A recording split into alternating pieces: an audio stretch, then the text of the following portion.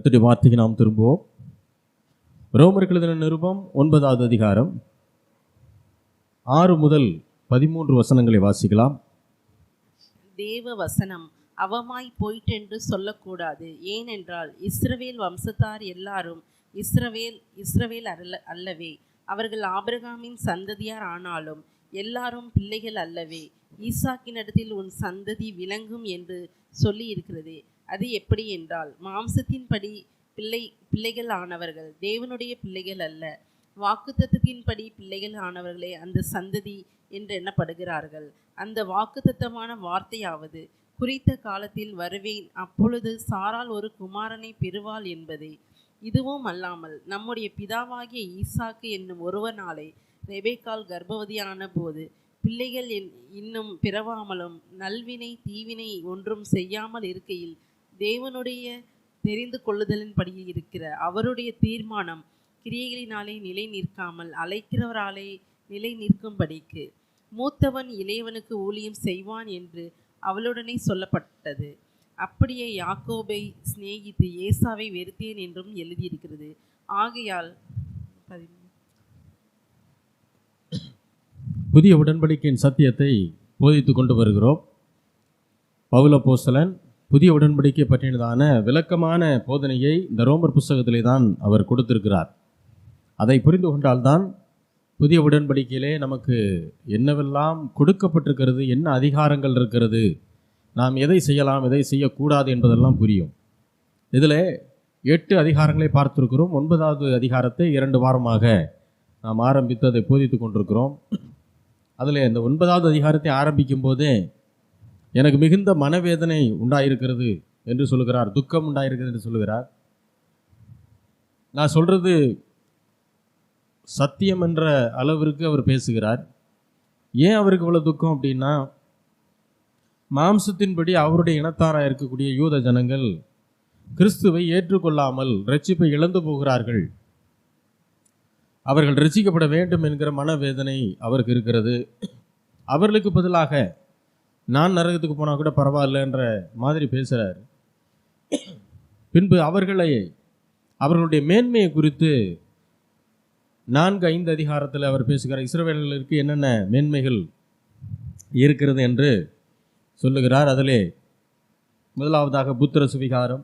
முதலாவது அவர்கள் இஸ்ரவேலர்கள், அதுவே அவர்களுக்கு ஒரு பெருமை, தேவனால் தெரிந்து கொள்ளப்பட்ட ஜனங்கள் அப்படின்னு சொல்லிட்டு, அடுத்து அவர்களுக்கு புத்திர சுவிகாரம் உண்டு, மகிமை உண்டு, உடன்படிக்கைகள் நியாயப்பிரமாணங்கள் உண்டு, தேவனை ஆராதிக்கக்கூடிய ஒழுங்குகள் ஆராதனைகள் உண்டு, வாக்குத்தத்தங்கள் எல்லாம் இவர்களுக்காக கொடுக்கப்பட்டது.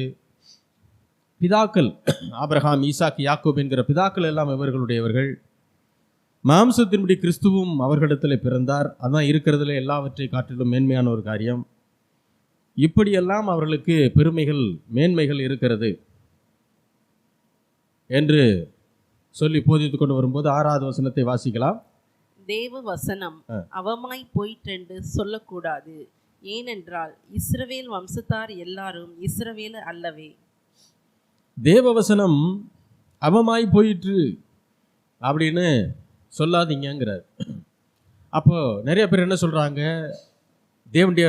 தேவனால் தெரிந்து கொள்ளப்பட்ட ஜனம்னு சொல்றீங்க, அவருடைய வாரிசுகள்னு சொல்றீங்க, அவர்களால் தேவன் அவங்களுக்கு பெரிய அற்புத அடையாளங்களை எல்லாம் செஞ்சிருக்கிறாரு அப்படின்லாம் சொல்கிறீங்க. ஆனால் அவர்கள் ரட்சிக்கப்படுவது மிக மிக அரிதான காரியமாக இருக்கிறது. ஏனென்றால் யூதர்கள் கிறிஸ்தவத்தை பலமாக எதிர்த்தார்கள். காரணம், மேசியாவை அவர்கள் எதிர்பார்த்த விதம், அவர் ராஜாதி ராஜாவாக வந்து ஆட்சி செய்வார் என்று எதிர்பார்த்தார்கள். ஆனால் ஆண்டவர் இயேசு கிறிஸ்து சாதாரண நடுத்தர குடும்பத்திலே வந்து பிறந்தார். ஆகையினாலே அவர்கள் ஆண்டவராகிய இயேசு கிறிஸ்துவை மேசியா என்று ஏற்றுக்கொள்ளவில்லை. அப்படி ஏற்றுக்கொள்ளாததுனால கிறிஸ்தவத்தை பலமாக எதிர்த்தார்கள். இன்றைக்கும் கூட நீங்கள் இஸ்ரவேல் தேசத்தில் நீங்கள் அதை பார்க்க முடியும். ரட்சிக்கப்படாத யூதர்கள் கிறிஸ்தவத்தை வெறுப்பார்கள். அவர்களுக்கு கிறிஸ்துவும் பிடிக்காது, பவுல் அப்போஸ்தலனை பிடிக்காது, இவர்களெல்லாம் பிடிக்காது. அவர்களுக்கு மோசே, ஆபிரகாம், ஈசாக்கு, யாக்கோபு, தாவீது, எலியா, எலிசா, சாமுவேல், இப்படிப்பட்ட முற்பிதாக்கள், பழைய ஏற்பாடு நியாயப்பிரமாணங்கள், இது மட்டும்தான் அவங்களுக்கு பிடிக்கும். அதெல்லாம் நிழல், அதை எல்லாவற்றையும் நிஜமாக மாற்றினவர் ஆண்டவர் என்கிற ஒரு பெரிய அறிவு அவர்களுக்கு இல்லாமல் போயிடுச்சு. அதுதான் வசனம் சொல்லுது, சத்தியத்தை அறிய வேண்டும், அதை அறியும் போது தான் விடுதலை உண்டாகும். விடுதலையாக்கப்படாமல் இருக்கிறார்கள், ரட்சிக்கப்படாமல் இருக்கிறார்கள். அப்போது ரட்சிக்கப்பட்ட சில கிரேக்கர்கள், சில யூதர்கள் அவங்க கேட்குறாங்க, சில பிரஜாதி மக்கள் இவரை பார்த்து கேட்குறாங்க, தேவனால் தெரிந்து கொள்ளப்பட்ட ஜனம்னு சொல்கிறீங்க, ஆனால் இவர்கள் ரட்சிக்கப்படுவது மிக மிக அரிதான காரியமாக இருக்கிறது. அப்போ தேவ வசனம் அவமாய் போயிடுச்சா, ஒன்றுமில்லாமல் போயிடுச்சா அப்படின்னு கேட்குறாங்க. அதனால தான் சொல்கிறாரு, தேவ வசனம் அவமாய் போகவில்லை, இஸ்ரவேலரை தேவன் ரட்சிக்கிறார். ஆனால் இவங்க என்ன சொல்கிறாங்க, தேவ வசனம் அவமாய் போகலைன்னா அவங்கள எல்லாத்தையும் அவங்க ஆண்டவர் ரட்சித்திருக்கணும். ஆனால் அவங்க தான் ரொம்ப எதிர்பார்க்குறாங்க. ஈவன் கிறிஸ்துவவே சிலுவையில் அடிக்கிறதுக்கு ஒப்பு கொடுத்தது இவர்கள் தான் செஞ்சாங்க அப்படின்லாம் சொல்கிறாரு. அதை பல விளக்கங்களோடு அடுத்தடுத்து வரக்கூடிய வசனங்களில் அவர் பேசுகிறார். அதாவது இதை சொல்லிகிட்டு இருக்கும்போதே சொல்கிறாரு, எல்லா இஸ்ரவேலரும் இஸ்ரவேலர் அல்ல. அதுக்கு பதில் சொல்கிறார், தேவ வசனம் அவமாய் போயிட்டுன்னு சொல்லாதீங்க, ஏன்னா இஸ்ரவேல் வம்சத்தார் எல்லாரும் இஸ்ரவேலர் அல்லவே அப்படின்னு சொல்லிட்டு கீழே நிறையா விளக்கங்கள் கொடுக்குறார். ஈசாக்கு ஆவிக்குரியவன், இஸ்மவேல் ஒரு சரீர பிரகாரமான சந்ததி. இஸ்மவேலும் ஆபிரகாமுடைய பிள்ளை தான், ஈசாக்கும் ஆபிரகாமுடைய பிள்ளை தான், ஒரே இனங்கள் தான். ஆனால் எப்படி விளக்குறார் அப்படின்னா, ஏன்னா எல்லா இஸ்ரவேலரும் இஸ்ரவேலர் அல்லன்ட்டாரு. அப்போ அதுக்கு விளக்கம் கொடுக்கணும், அதை ப்ரூவ் பண்ணணும். ஈசாக்கு ஆவிக்குரிய இஸ்ரவேலன், ஆனால் இஸ்மவேல் சரீர பிரகாரமான சந்ததி தான், ஆவிக்குரிய இஸ்ரவேலன் அல்ல.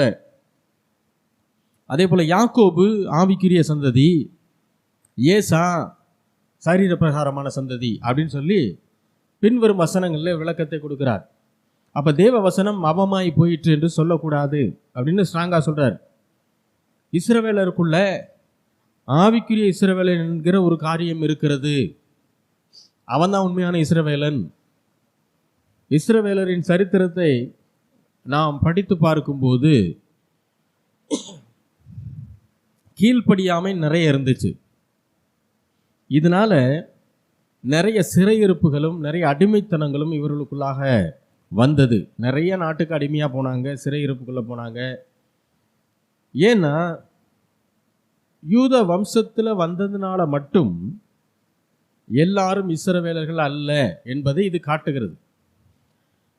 ஏன்னா இஸ்ரவேலர்களாக இருந்தால் அவர்கள் யாருக்கும் அடிமைகளாக இருக்க முடியாது. ஏன்னா தேவனுடைய ஜனம், அவர்கள் தான் எல்லாருக்கும் மேலே டாப்பில் நிற்கணும். ஆனால் இவர்களுடைய கீழ்ப்படியாமையின் நிமித்தம் அங்கே என்ன நடக்குது, நிறைய சிறையிருப்புகள், நிறைய அடிமைத்தனங்கள், சிறைப்பட்டு போகிறாங்க.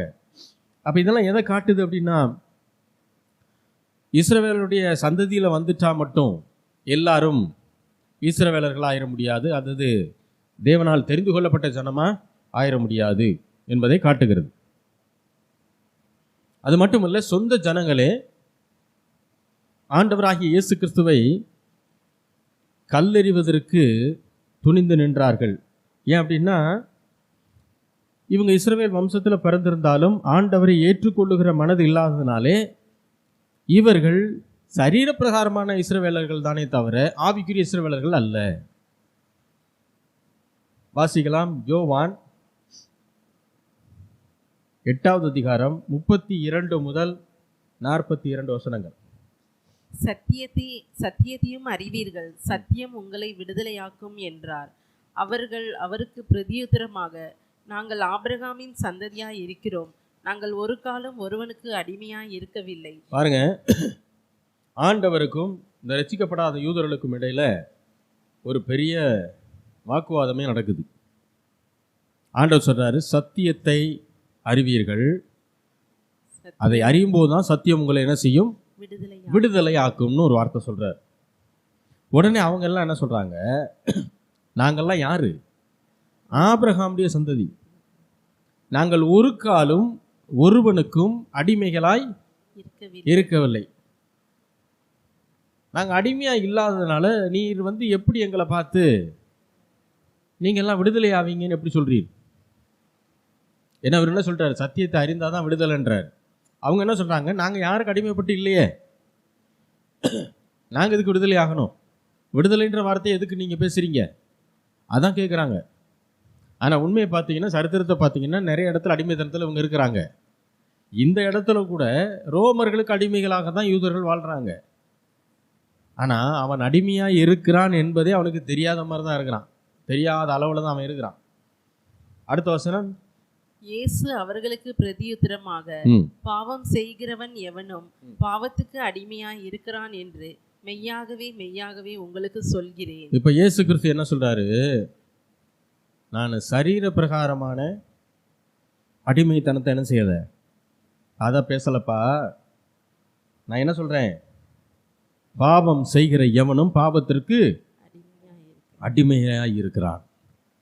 நான் அடிமைத்தனம்னு சொன்னது பாவத்துக்கு அடிமையா இருக்கீங்க அப்படின்ற. அடுத்து வாசிங்க. அடிமையானவன் என்றென்றைக்கும் வீட்டிலே நிலைத்திரான், குமாரன் என்றென்றைக்கும் நிலைத்திருக்கிறார். அடிமை வீட்டுக்குள்ள இருக்க முடியாது,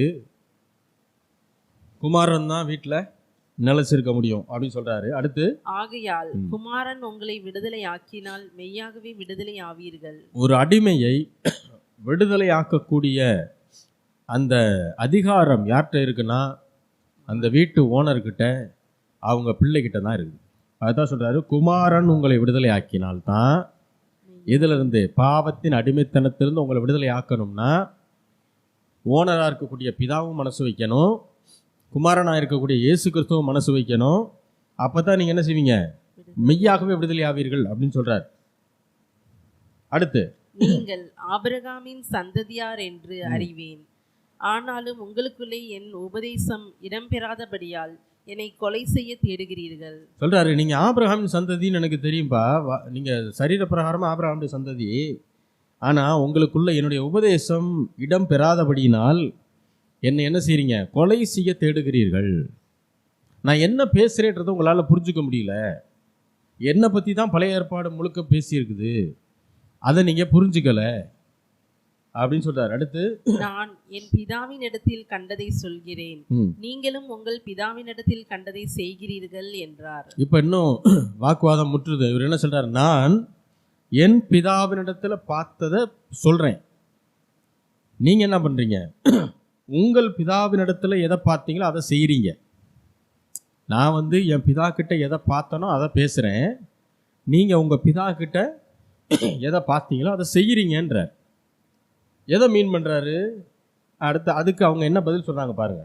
அதற்கு அவர்கள், ஆபிரகாமே எங்கள் பிதா என்றார்கள். இயேசு அவர்களை நோக்கி, நீங்கள் ஆபிரகாமின் பிள்ளைகளாய் இருந்தால் ஆபிரகாமின் கிரியைகளை செய்வீர்களே. அவங்க சொல்றாங்க, பிதா பிதான்னு சொல்றேன், ஆபிரகாம் தான் எங்க பிதா அப்படின்னு சொன்ன உடனே இயேசு சொல்றாரு, நீங்கள் ஆபிரகாமுக்கு பிள்ளைகளாக இருந்தால் ஆபிரகாம் செய்த நல்ல காரியங்களை செஞ்சிருப்பீங்க. அடுத்து, தேவனிடத்தில் கேட்டிருக்கிற சத்தியத்தை உங்களுக்கு சொன்ன மனுஷனாகிய என்னை கொல்ல தேடுகிறீர்கள், ஆபிரகாம் இப்படி செய்யவில்லையே. தேவனிடத்தில் பிதா போதித்திருக்கக்கூடிய சத்தியத்தை உங்களுக்கு நான் என்ன செய்கிறேன்? அதை தான் சொல்லிக்கிட்டு இருக்கேன். ஆனால் நீங்கள் அது புரியாமல் என்ன பண்ணுறீங்க? என்னை கொல்ல வகை தேடுகிறீர்கள். ஆபிரகாம் இப்படி செய்யலைங்க, அதனால் ஆபிரகாம் உங்கள் பிதான்னு சொல்லாதீங்கிற. அடுத்து, நீங்கள் உங்கள் பிதாவின் கிரியைகளை செய்கிறீர்கள் என்றார். நீங்கள் உங்கள் பிதாவினுடைய கிரியைகளை செய்கிறீர்கள் அப்படிங்கிறார். அவங்க ஆபிரகாம் எங்கள் பிதான்னு சொன்னதுக்கு அவர் என்ன சொல்கிறாரு? ஆபிரகாம் நீங்கள் செய்கிற மாதிரி என்னைய எதிர்க்கலை, என்னைய கொல்றதுக்கு வகை தேடலை, ஆகையினால ஆபிரகாம் உங்கள் பிதான்னு சொல்லாதீங்கன்றார். அவங்களுக்கு இன்னும் கோபம் வருது. அவங்க என்ன சொல்கிறாங்க? அதற்கு அவர்கள், நாங்கள் வேசித்தனத்தினால் பிறந்தவர்கள் அல்ல, ஒரே பிதா எங்களுக்கு உண்டு, அவர் தேவன் என்றார்கள். இப்போ ஆபிரகாம் உங்களுக்கு பிதா இல்லைன்னு சொல்லிவிட்டு அடுத்த ஆண்டவரே சொல்றாரு, நீங்கள் உங்கள் பிதாவின் செயல்களை செய்கிறீர்கள். அப்ப ஆபிரகாம பிதா இல்லைன்னு சொல்லிட்டாரு. அப்ப யார பிதான்னு இவர் சொல்றாரு? யாரை இவர் பிதான்னு சொல்றாரு? அவங்களுடைய பிதா, நீங்கள் உங்கள் பிதாக்களின் கிரியைகளை செய்கிறீர்கள் அப்படின்னு சொல்லிட்டு சொன்னதுக்கு உடனே அவங்க சொல்றாங்க, அவங்களுக்கு கோபம் வந்துருச்சு. நாங்கள் வேசித்தனத்தினால் பிறந்தவர்கள் அல்ல. அது என்ன அர்த்தம் அப்படின்னா, உன்ன மாதிரி கிடையாது. நாங்கள் உங்கள் அம்மா கல்யாணத்துக்கு முன்னாடியே கர்ப்பமாகி உன்னைய பெற்றுச்சு. நாங்கள் அப்படி கிடையாது. அதைத்தான் அங்கே என்ன செய்கிறாங்க, அவங்க சொல்கிறாங்க, நாங்கள் வேசித்தனத்தினால் பிறந்தவர்கள் அல்ல, ஒரே பிதா எங்களுக்கு உண்டு, அவர் தேவன் என்றார்கள். அடுத்து இயேசு அவர்களை நோக்கி, தேவன் உங்கள் பிதாவா இருந்தால் என்னிடத்தில் அன்பா இருப்பீர்கள். இப்போ பாருங்க, ஆபிரகாம் உங்க பிதா இல்லைன்னு சொல்லிட்டாரு. அடுத்து என்ன சொல்ல, தேவன் தான் எங்க பிதான்னு சொன்னோன்னே, தேவன் உங்கள் பிதாவா இருந்தால் என்னிடத்தில் எப்படி இருப்பீங்க? அன்பா இருப்பீர்கள். நான் சொல்றதை கேட்பீங்க, கவனிப்பீங்க. அடுத்து, ஏனெனில் நான் தேவனிடத்திலிருந்து வந்திருக்கிறேன், நான் சுயமாய் வரவில்லை, அவரே என்னை அனுப்பினார்.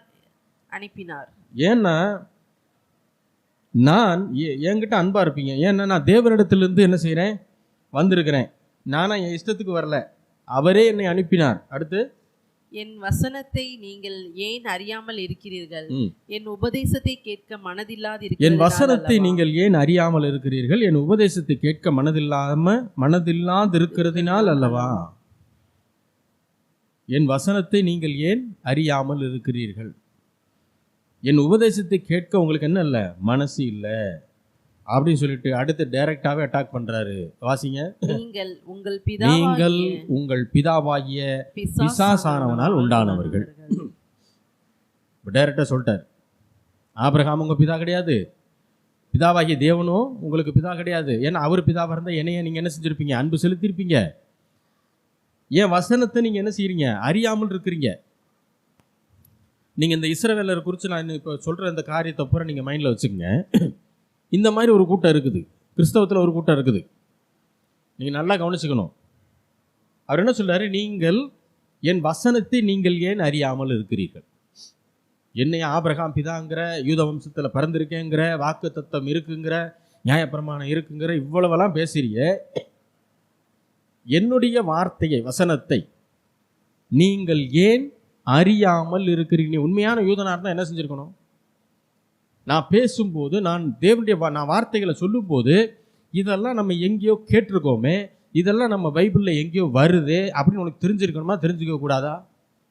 அப்போ என்னுடைய வசனத்தை நீ என்ன செய்யலை, நீ படிக்கலை.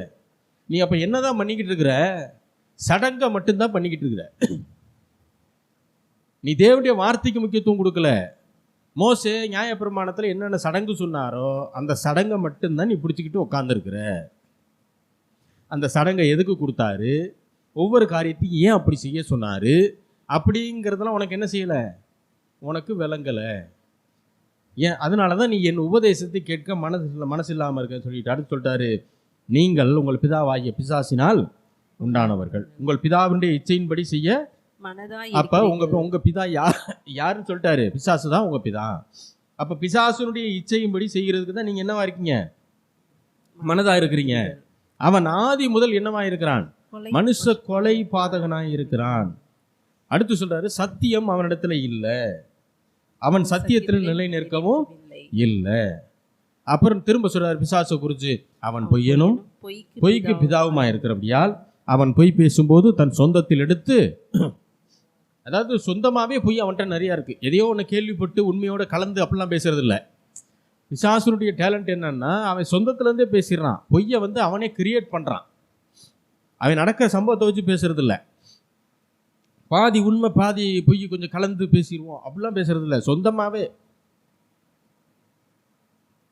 அப்படின்னு சொல்கிறார். அப்போ பிசாசு பொய்யன், பொய்க்கு பிதான், அவன் மனுஷ கொலை பாதகன், அவனுடைய இச்சையின்படி தான் நீங்கள் என்ன செய்கிறீங்க. ஏன்னா நீங்கள் ஒழுங்கா வசனத்தை படிச்சிருந்தீங்கன்னா, பழைய ஏற்பாட்டை அதில் குறிப்பாக ஏசாயா பக்கம்லாம் வந்திருந்தீங்கன்னா, தாவீது எழுதின பல சங்கீதங்களை ஒழுங்காக தேவ சமூகத்தில் உட்காந்து படிச்சிருந்தீங்கன்னா, அது அத்தனையும் என்ன குறித்து தான் அவன் சொல்லியிருக்கிறான்றது உனக்கு மண்டையில் ஏறி இருக்குங்கிறார். ஏன் உன் மண்டையில் ஏறல?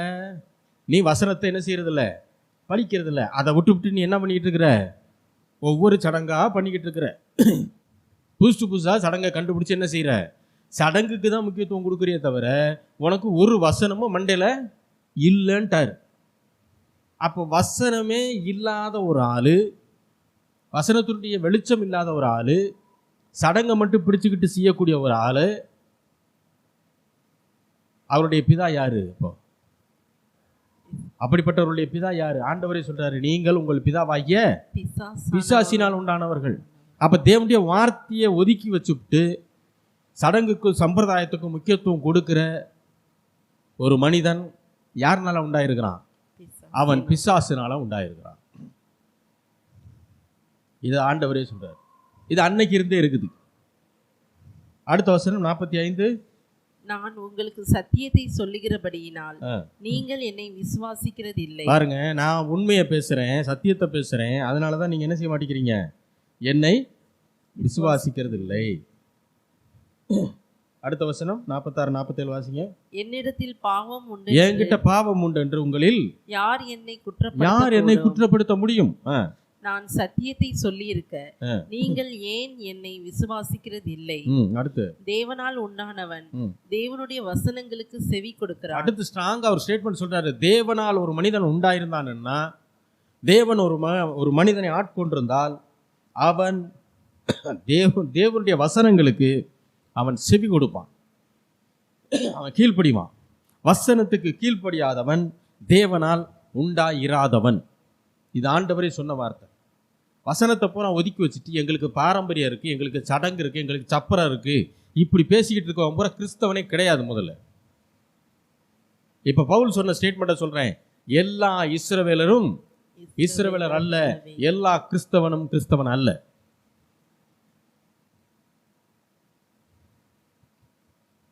எவன் ஆவிக்குரிய சத்தியங்களுக்கு செவி கொடுத்து அதை கேட்டு கீழ்ப்படிஞ்சு தேவனுடைய பாதையில் நடக்கிறானோ அவன் மட்டும்தான், எந்த ஜாதியாக இருந்தாலும் சரி, எந்த இனமாக இருந்தாலும் சரி, அவன் மட்டும்தான் கிறிஸ்தவன். தேவனால் உண்டானவன் தேவனுடைய வசனங்களுக்கு என்ன செய்யறானா? செவி கொடுக்கிறான். அப்படின்னா என்ன அர்த்தம்? கீழ்ப்படிக்கிறான். நாங்கள் வசனத்தையெல்லாம் கவனிக்க மாட்டோம், பாட்டு மட்டும் எங்களுக்கு பிடிக்கும், நான் பாட்டை மட்டும் நல்லா ரசித்து பார்ப்பேன். வேலைக்காகாது. ஏன்? அது பிசாசினால் உண்டாயிருக்குது. அதனால பிசாசு வசனத்தை கேட்க விடாது, பாட்டு கேட்க விடும். திருவிழா நடந்தால் வேடிக்கை பார்க்க சொல்லும், தப்புறத்து பின்னாடியே போக சொல்லும், எல்லா வேலையும் செய்ய சொல்லும். ஆண்டவருக்கு எது எது பிடிக்காதோ அத்தனையும் செய்ய சொல்லும். ஏன்னா அது பூரா பிசாசுக்கு பிடிக்கும். ஆண்டவர் தெளிவாக சொல்றார், நீங்கள் தேவனால் உண்டாய் இராதபடினால் செவி கொடாமல் கீழ்ப்படியாம நீங்க இருக்கிறீங்கன்னா அதுக்கு காரணம் வேற ஒன்றும் கிடையாது. நீங்கள் தேவனால் உண்டாய் இருக்கவில்லை, நீங்கள் மறுபிறப்பை அடையவில்லை.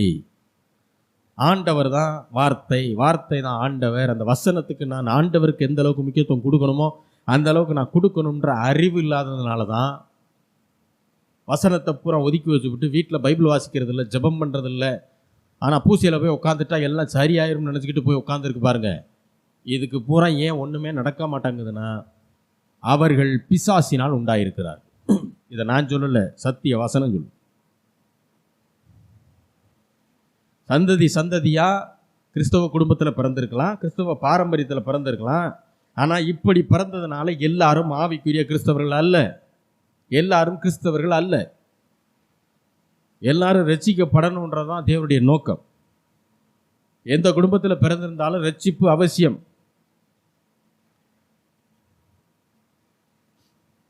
நாற்பத்தி 4வது வசனத்தில் சொல்றாரு, நீங்க யாரு தெரியுமா? உங்கள் பிதாவாகிய பிசாசினால் உண்டானவர்கள். ஏன் இயேசு கிறிஸ்துவை, அவருடைய சுவிசேஷத்தை ஜனங்கள் ஏற்றுக்கொள்ளவில்லை? ஏன் அவரை சிலுவையில் அறைஞ்சாங்க? காரணம் என்னன்னா, அவர்களுடைய தகப்பன் ஆபிரகாமும் அல்ல, பிதாவாகிய தேவனும் அல்ல, பிசாசு. பிசாசினாலே உண்டாக்கப்பட்டதுனால தான் அவங்க எல்லாம் என்ன செஞ்சாங்க? இயேசுவையே சிலுவையில் அறைவதற்கு ஒப்பு கொடுத்தார்கள். பிசாசு இவர்களை அடிமைப்படுத்தி வைத்திருக்கிறான். அதனால தான் சொல்றாரு, குமாரன் விடுதலை ஆக்கினால் மெய்யாகவே நீங்க என்ன செய்வீங்க? விடுதலை ஆவீங்க. குமாரனை ஏற்றுக்கொள்ளுங்கன்னா குமாரனை என்ன செய்யறாங்க? தள்ளி விடுறாங்க. 47வது வசனத்தை தெளிவாக சொல்லிட்டாரு. தேவனால் உண்டானவன் தேவனுடைய வசனங்களுக்கு என்ன செய்வான்? செவி கொடுப்பான். அப்ப தேவ வசனத்தின் மீது நாட்டம் உடையவன் எவனோ, தேவனுடைய வார்த்தைக்கு மரியாதை கொடுக்கிறவன் எவனோ, அதை கேட்டு கீழ்ப்படுகிறதுக்கு முயற்சி செய்கிறவன் எவனோ அவன் தேவனால் உண்டானவன். அதை செய்யாதவன் எவ்வளவு பெரிய கிறிஸ்தவ குடும்பத்தில் பிறந்திருந்தாலும், எத்தனை தலைமுறை கிறிஸ்தவனாக இருந்தாலும், அவன் பிசாசினால் உண்டாயிருக்கிறான். சத்தியத்தை குறித்த ஒரு அறிவு இருக்கிறதா? அது இருந்தாதான் இயேசுவை நாம் ஏற்றுக்கொள்ள முடியும். அதனால தான் சொல்றாரு, இஸ்ரவேல் வம்சத்தில் வந்த எல்லாரும் இஸ்ரவேலர்கள் அல்ல. இதை நமக்கு இன்னைக்கு ஏற்ற மாதிரி நம்ம எப்படி சொல்லலாம்னா, கிறிஸ்தவ பாரம்பரியத்தில் பிறந்த எல்லாரும் கிறிஸ்தவர்கள் அல்ல, கிறிஸ்தவ குடும்பத்தில் பிறந்த எல்லாரும் கிறிஸ்தவர்கள் அல்ல, கிறிஸ்தவ நாட்டில் பிறந்த எல்லாரும் கிறிஸ்தவர்கள் அல்ல, கிறிஸ்தவ பெற்றோருக்கு பிறந்த எல்லாரும் கிறிஸ்தவர்கள் அல்ல. இங்கிலாந்து தேசம் கிறிஸ்தவ நாடு, பெரிய பெரிய சர்ச் இருக்கு. ஆனால் ஞாயிற்றுக்கிழமை ஆராதனையில் மிஞ்சி போனால் 10 பேர் தான் அங்கே இருப்பான். சோவியத் யூனியன் கம்யூனிஸ்ட் தேசம், சர்ச்சு எல்லாம் போகக்கூடாதுன்னு சட்டம் இருக்குது. ஆனால் மக்கள் கொத்து கொத்தாக ரட்சிக்கப்பட்டு அங்கேயும் சரி சீன தேசத்துலையும் சரி கொத்து கொத்தாக என்ன செய்கிறாங்க? சபைக்கு போகிறாங்க. அப்போ யார் கிறிஸ்தவர்கள்? இங்கிலாந்து கிறிஸ்தவ நாடு, அதனால் அங்கே பிறந்தவன் எல்லாம் கிறிஸ்தவனா? கிடையாது. யார் உண்மையிலே ஆண்டவரை ஏற்றுக்கொண்டிருக்கானோ அவன் தான் என்னது? கிறிஸ்தவர். உண்மையாக மனம் திரும்பி இயேசுவை ஆண்டவராக இரட்சகராக ஏற்றுக்கொண்டவர்கள் தான் கிறிஸ்தவர்கள். மாம்சத்தின்படி கிறிஸ்தவத்திலே பிறந்தவர்கள் கிறிஸ்தவர்கள் அல்ல, ஆவியின்படி பிறந்தவர்கள் தான் என்னது? கிறிஸ்தவர்கள். அவர்கள் தான் ஆபிரகாமின் சந்ததி. விருத்த சேதனம் பண்ணப்பட்டவர்களை பார்த்து தான் இயேசு சொன்னாரு, உங்கள் தகப்பன் பிசாசு. ஞானஸ்தானம் கொடுக்கிறது ஒரு மனுஷன் திருந்ததுக்காக அல்ல, திருந்தின மனுஷனுக்காக கொடுக்கிறது தான் ஞானஸ்தானம். திருந்தணும்னு நினைக்கிறான் பாருங்க, அவனுக்கு கொடுக்கிறது தான் ஞானஸ்தானம். சபையில் அங்கத்தினராக இருக்கிறவர்கள் எல்லாம் கிறிஸ்தவர்களா? தேவனுடைய பிள்ளைகளா? இல்லை. தேவனுக்கு பிரியமான வாழ்க்கை வாழுகிறவர்கள், இயேசுவை அன்பு கூறுகிறவர்கள், இவங்க தான் யாரு? தேவனுடைய பிள்ளைகள். அப்போ உண்மையான வாஞ்சை உடையவர்களாக இருக்கணும். அவன் தான் மெய்யான கிறிஸ்தவனாய் இருக்க முடியும், மெய்யான இஸ்ரவேலன். தேவன் சொன்ன வாக்குத்தத்தங்கள் எல்லாம் மெய்யான ஆவிக்குரிய இஸ்ரவேலனுக்கு தானே தவிர, மாம்ச பிரகாரமாக கிறிஸ்தவ குடும்பத்தில் பிறந்துட்டேன், இஸ்ரவேல் சந்ததியில் பிறந்துட்டேன்றவனுக்கு கிடையாது. அது ஆண்டவர் அவங்களுக்காக கொடுக்கல. மெய்யான இஸ்ரவேலரை பொறுத்த வரையில், உண்மையான ஆவிக்குரிய இஸ்ரவேலனை பொறுத்த வரையில் தேவ வசனம் அவமாய் போகவில்லை. அது நிச்சயமாக என்ன செய்கிறது? நிறைவேறுகிறது. அப்போ வசனம் தான் எல்லாம். தேவனுடைய வார்த்தையின்படி நடக்கிறவன் தான் மெய்யான இஸ்ரவேலன், மெய்யான கிறிஸ்தவன். அல்லேலூயா, அல்லேலூயா. மீண்டும் அடுத்த வாரம் தொடருவோம். நம்ம எல்லாரும் ஜெபிக்கலாம். எங்களை நேசிக்கிற நல்ல தகப்பனே, ஆண்டவராகிய இயேசு கிறிஸ்துவின் நாமத்தில் முண்டு வருகிறோம் பிதாவே. வேதத்தின் சத்தியங்களை எங்களுக்கு போதித்திருக்கிறேன். மெய்யான ஆண்டவரே, உம்முடைய வார்த்தைக்கு கீழ்ப்படுத்தி செவி கொடுத்து நடக்கிறவனே உண்மையான கிறிஸ்தவன், உண்மையான மெய்யான இஸ்ரவேலன் என்ற சத்தியத்தை போதித்திருக்கிறேன். கிறிஸ்தவ குடும்பத்தில் பிறக்கிறதுனால, கிறிஸ்தவ நாட்டிலே பிறக்கிறதுனால, பாரம்பரியத்தில் இருக்கிறதுனால எல்லாரும் கிறிஸ்தவர்கள் அல்ல என்பதை உணர்த்தியிருக்கிறீர் ஆண்டவரே. ஆண்டவரே, அதை நாங்கள் சரியாக புரிந்து கொண்டு, சத்தியத்தை சரியாக புரிந்து கொண்டு, எல்லா காரியத்திலிருந்தும் கட்டுகளிலிருந்து விடுதலையாக்கப்பட கர்த்தாவே கிருபை செய்யுங்க, ஆசீர்வதியும் பலப்படுத்தும். இயேசுவின் நாமத்தில் வேண்டிக் கொள்கிறோம் எங்கள் ஜீவனுள்ள நல்ல பிதாவே, ஆமென்.